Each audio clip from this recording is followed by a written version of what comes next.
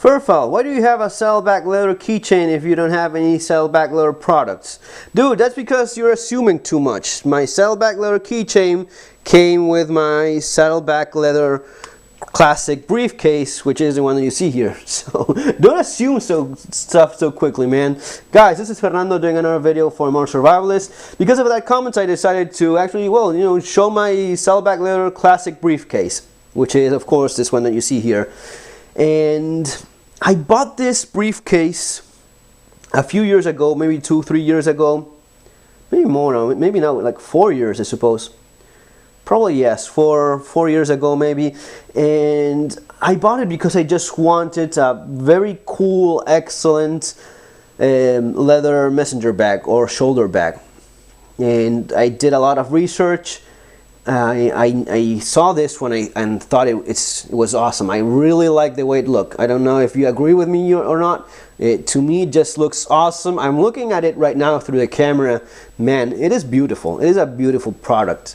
And it's not only that, it's also very well made. It's actually the best leather shoulder bag, the best leather briefcase money buys these days.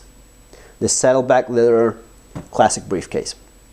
Coming from Argentina, we kind of, you know, leather is very common there because of all the cattle and such. So I knew a thing or two about leather, and I searched locally. Lots of great leather jackets and such. Not a great leather briefcase. Not a great leather bag. I went now. This is expensive. I don't know if you figured this out already or not. Right now, I checked in their link in their website, the Saddleback leather website. $568 up to $704 for this bag, depending on the exact size you want. This one is medium. It comes also in large and extra large. Man, yes, it is expensive, and it was expensive as well back then. So I went online, kept looking locally. I actually talked with a guy in Argentina that does this sort of stuff. I told him exactly what I wanted, the specifications that I wanted, somewhat copying this, and he told me, you know, dude, go and buy it because it's going to be more expensive. If I do what you're asking me to do, it's going to be more expensive than if you just go and buy what you want. I didn't give up. I didn't want to spend that much money, and I ended up buying for like 200 bucks on eBay from India a very nice looking bag made of camel skin. It wasn't nearly as cool as this. The quality was obviously not as great, but it still looked good enough. It arrived and was everything that I expected. It was an excellent bag. I could not use that bag a single minute of my life. As well made as it was, in spite of, you know, not being that much. You know, 200 bucks is still pretty expensive, but the construction seemed to be okay. The thing is that the leather was treated with camel poop and urine. And it smelled as bad as you may imagine. I tried everything. Believe me, do believe me, I tried everything. Every single trick there is. I could not get the camel crap smell out of that shoulder bag. And I had to throw it away. I felt like a complete idiot. And rightfully so. My wife told me, you know, life is too short. You want that damn bag, buy it and get over it. And eventually I did. I took it with me to, it hasn't been with me for that many years, but it's been with me in several trips. Been to Texas with me, then when I went to Salt Lake City for the Self-Reliance Expo, I was a keynote speaker there, and I took this one with me as well. And it's been holding on as well as you'd expect. Again, the best bag, the best leather bag money buys today. Why is that? Because of the construction, because of the materials used, because of the craftsmanship, because of all those things. That's basically what it is. It's a 2.2 millimeter thick leather, the best leather they could get. Knowing a little bit about leather craftsmanship, then you realize there are things. For this, the construction in general is very detailed. There's no stitch in any wrong place. It's very accurate, very precise. Anything that is any little flaw or mistake obviously gets discarded.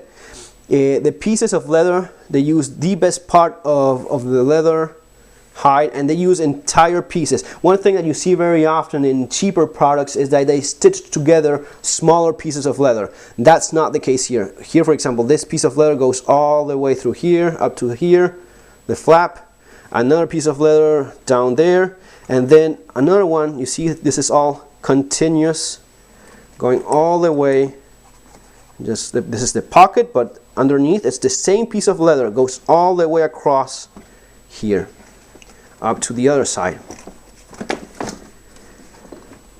The D-rings, these D-rings, the buckles, it's all the best stainless steel the people from Saddleback leather could get. And it's all not only stitched, it's stitched with the best thread they could buy as well. And knowing a thing or two about thread, I can tell you that yes, it is excellent thread. It is excellent material. On the inside of the strap, they used nylon tape so as to make it even more rigid. So it's double leather, and on the inside there's a piece of synthetic nylon strip so as to make it extra strong. Basically, you can put, you know, a ton of tension forced here, and this strap will not break. And also it will not stretch, which is something that happens to leather. And after using it for a long period of time in different trips and such, I can tell you that it has not deformed one bit at all. I thought this would be a little bit weaker. No, it just keeps holding on as expected.